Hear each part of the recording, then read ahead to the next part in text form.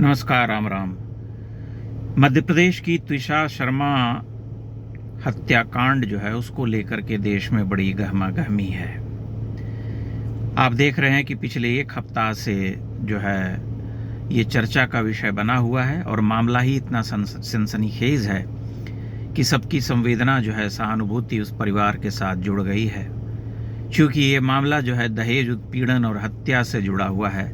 ऐसा केस बना है कि दहेज के लिए उत्पीड़ित की जा रही थी त्विषा शर्मा और उसके बाद उसकी हत्या हुई। आत्महत्या इसके बारे में स्पष्टीकरण नहीं है, जांच चल रही है। सीबीआई जांच की सिफारिश के लिए भी सरकार जो है आगे बढ़ चुकी है, लेकिन अभी ये तय नहीं है कि सीबीआई जांच होगी या नहीं होगी। दोबारा पोस्टमार्टम कराए जाने की जो मांग थी उसे अस्वीकार कर दिया गया है। लेकिन एक महत्वपूर्ण पहलू ये है कि एक तरह से त्विषा शर्मा और उसके परिवार को पीड़ित बता करके ऐसा माहौल बनाया गया है कि ये निश्चय ही दहेज उत्पीड़न का मामला है, जिसमें कि एक महिला, एक युवती सताई गई और उसे जो है अंततः मारा गया दहेज उत्पीड़न के चक्कर में। ये चूंकि अभी पूरी तरह से स्पष्ट नहीं है, इसलिए इस तरह का निर्णय देना या मीडिया के द्वारा ये प्रचारित करना कि ऐसा ही हुआ होगा, मेरी समझ में नहीं आता है। क्योंकि पिछले कुछ वर्षों का इतिहास उठा करके देखें तो इस तरह की घटना जो है वह बहुत आम हो गई है अब देश में। दहेज उत्पीड़न का केस बना करके न जाने कितने ही परिवार के लोगों को प्रताड़ित किया गया, जिन्होंने कुछ नहीं किया, कोई अपराध नहीं किया था जीवन में, उन सबको जो है एक तरह से जेल में चक्की पीसना पड़ा।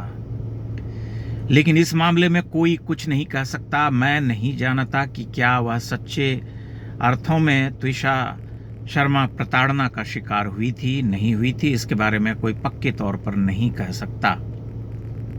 परंतु मीडिया का एक समूह है जो निरंतर इस तरह का माहौल बना रहा है और ये हल्ला जो है चल रहा है कि नहीं, त्विषा शर्मा को न्याय मिलना चाहिए, वो दहेज उत्पीड़न की शिकार हुई है और उसके बाद जो है उसकी जान चली गई। किसी की भी जान का चले जाना या हत्या हो जाना या आत्महत्या करने को बाध्य कर देना एक जघन्य अपराध है और जो भी अपराधी हैं उन्हें दंडित किया जाना चाहिए हर हाल में।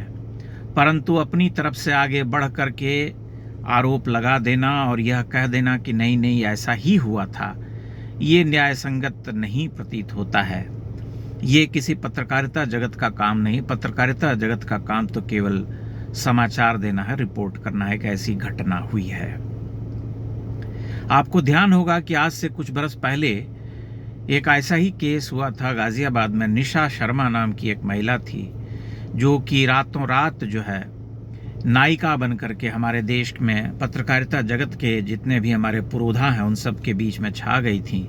क्योंकि निशा शर्मा ने कथित तौर पर बारात को वापस लौटा दिया था जो कि उनसे दहेज मांग रहे थे वर पक्ष वाले लोग। तो निशा शर्मा जी ने कहा कि मैं जो है ऐसे किसी दहेज मांगने वाले या लालची लोगों के घर में शादी नहीं करूंगी। बारात जो है बेरंग लौटा दी गई। उनके निर्णय और साहस की जो है भूरी भूरी प्रशंसा की गई कि देखिए एक मिसाल बन करके खड़ी है निशा शर्मा जी।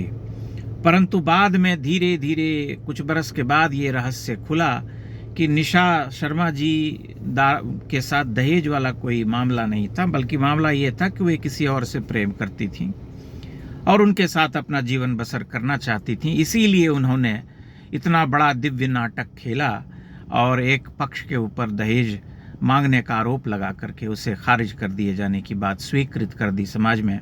और जितना उनको नायिका बनाया गया था, पत्रकारिता जगत के बहुत सारे लोगों ने उनको बनाया था, वे सब तब चुप रह गए। उन्होंने कोई स्पष्टीकरण देना आवश्यक नहीं समझा। जबकि सच्चाई ये है कि उनमें से बहुत सारे ऐसे लोग भी होते हैं जो स्वयं अपने परिवार में बहुत सामान्य और सहज रूप से दहेज का लेना देना देखते हैं, देख चुकने के आदी होते हैं। परंतु ये उपदेश और ये जो चलता है ये तो पुराना चलन है। इसलिए इस मामले में मेरा यह स्पष्ट मत है कि कोई भी न्याय या निर्णय नहीं देना चाहिए किसी को भी, क्योंकि इस कानून की आड़ में बहुत सारे लोगों को प्रताड़ित किया गया है। न जाने कितने परिवार इसका दंश भोग चुके हैं कि दहेज कानून की आड़ में फंसा दिया गया है और विक्टिमाइज करके उसके पूरे परिवार का सुख चैन जो है छीन लिया गया है, भले ही उन्होंने दहेज के लिए प्रताड़ित किया हो या न किया हो। क्योंकि बहुत सारे ऐसे लोग, निर्दोष लोग, जो इस पाप से सर्वथा अछूते रहे, जिन्होंने ऐसी कोई मांग नहीं रखी, जिनका इनसे कोई लेना देना नहीं था, उन सब को भी इसका दंश भोगना पड़ा और वे जेल में बंद कर दिए गए। जो मानसिक यातना, शारीरिक यातना उन्होंने झेली वह अलग है, और उनके जीवन पर जो दाग लगा, जो कि जीवन भर मिटाया नहीं जा सकता, वो अलग है। इसलिए ऐसे किसी भी मामले में हमारी संवेदना तत्काल प्रभाव से पीड़ित या पीड़िता के साथ हो जाती है, जो कि स्वाभाविक है, परंतु हम निर्णय देने के अधिकारी नहीं होते हैं। हम ये नहीं कह सकते कि ऐसा ही हुआ होगा और इसीलिए जो है ऐसी घटना हुई। आजकल हम जानते हैं कि समाज जो है वो एक तरह से नैतिकता का पूरा चोला उतार चुका है। आजकल हत्या बहुत साधारण चीज़ें हैं।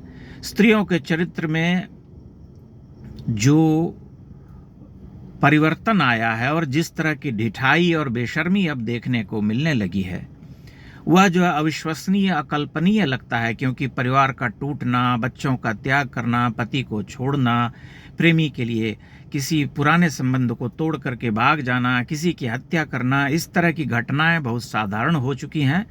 और स्त्री अपराध का जो आंकड़ा है वो पिछले 5-10 वर्षों में बहुत तेजी से आगे बढ़ा है। बल्कि अगर हम पुरुष अपराध दर और स्त्री अपराध दर को देखें तो दोनों में अब कोई तुलना नहीं रह गई है, क्योंकि स्त्रियों के अपराध की जो दर है बहुत तेजी से आगे बढ़ रही है। इसलिए हम ये नहीं कह सकते कि ये पाक साफ हैं और ये दोषी हैं, क्योंकि कोई एक पुरुष है या किसी के ऊपर यह आरोप लगा दिया गया है कि ये दहेज मांग रहे थे या दहेज के कारण उत्पीड़ित कर रहे थे अपनी बहू को। इसलिए ठहर करके प्रतीक्षा करनी चाहिए। आदर्श यही होना है, आदर्श यही स्थिति है, क्योंकि पत्रकारिता जगत में भी यही होना चाहिए कि हम निर्णय न दें और किसी एक पक्ष के साथ संवेदना जताने के लिए हम स्वतंत्र हैं। क्योंकि वह युवती जो थी बेचारी, जिसकी जान चली गई, उसकी जान तो वापस नहीं लौट सकती, उनकी बेटी उन्हें वापस नहीं मिल सकती। यह भी एक सत्य है, कटु सत्य है।